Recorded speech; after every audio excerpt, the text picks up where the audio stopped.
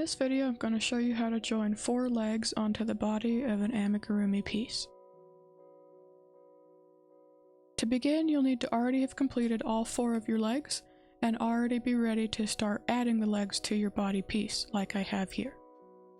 Depending on your pattern, you may or may not immediately add a leg as you start this next row. However, for this time, I'm going to be doing a few stitches on the body before I join a leg.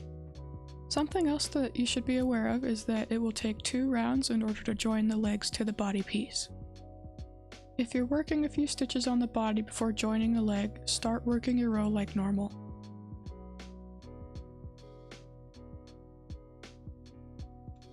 In this case, I'm only going to be single crocheting 1 on the body before I join a leg.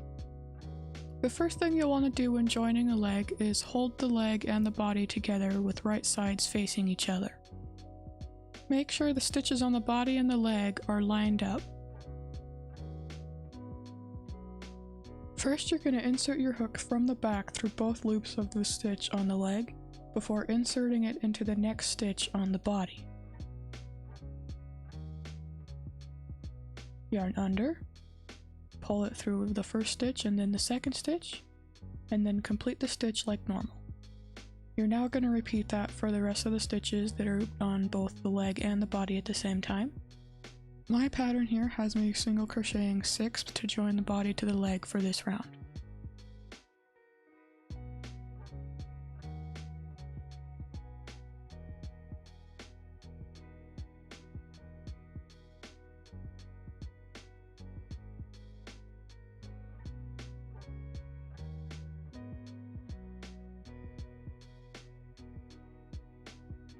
Next, we're going to continue working stitches on just the body.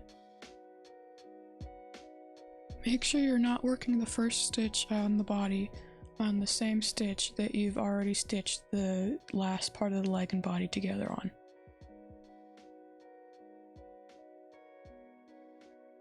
Continue working as your pattern states.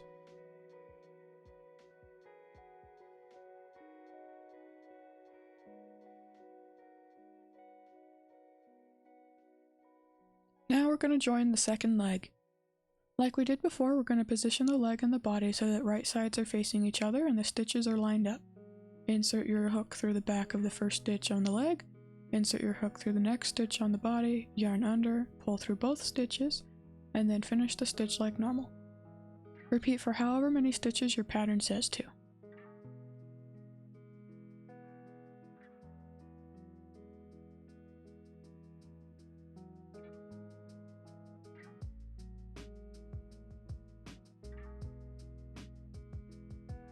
Now continue stitching on the body like we did before.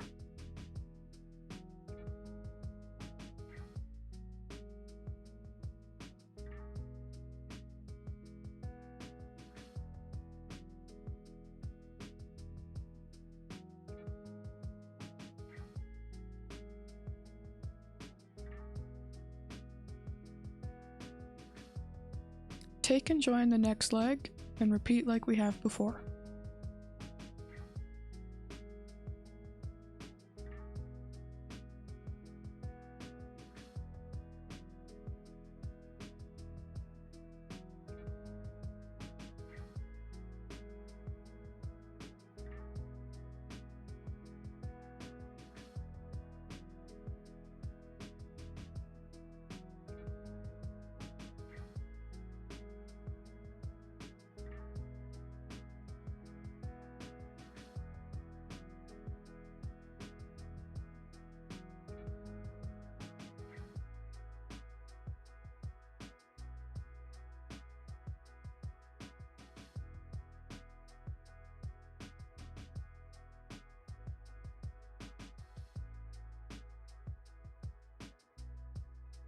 Now stitch the remainder of your round on the body.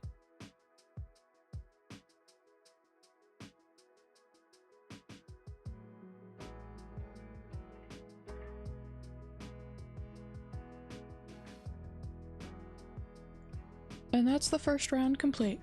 If we take a look at what we have, you'll see that the insides of the legs are now joined to the body, but obviously we still need to go around the outsides. That's the next round. Your pattern may or may not have you work a few stitches on the body before jumping to working stitches on the leg. In the case of this one, we're going to be working the first stitch onto the leg. To start, you're going to want to work your stitch into the first empty stitch available on the leg. Continue working stitches around the outside of the leg as your pattern states.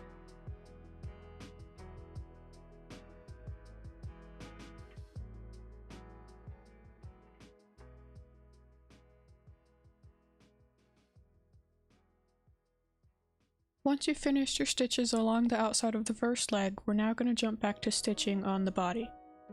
Make sure you're not working your stitch into the same stitch that was joining the leg to the body in the previous round. Continue following your pattern.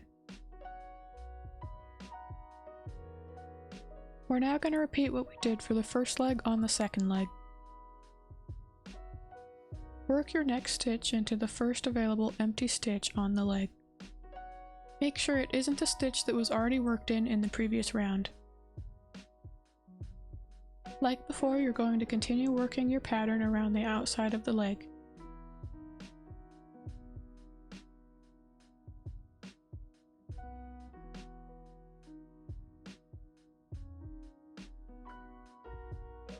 You're now going to want to repeat the steps I've already shown you for the rest of the legs on this row.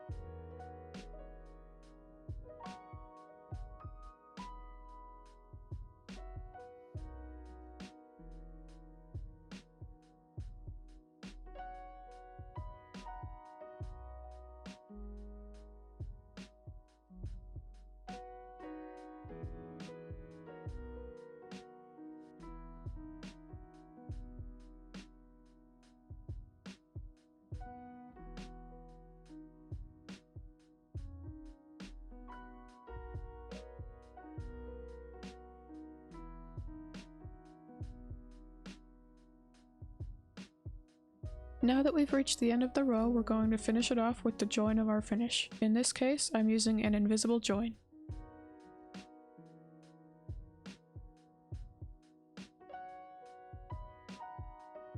You've now finished joining all 4 legs to your body and are ready to continue working the body as your pattern states.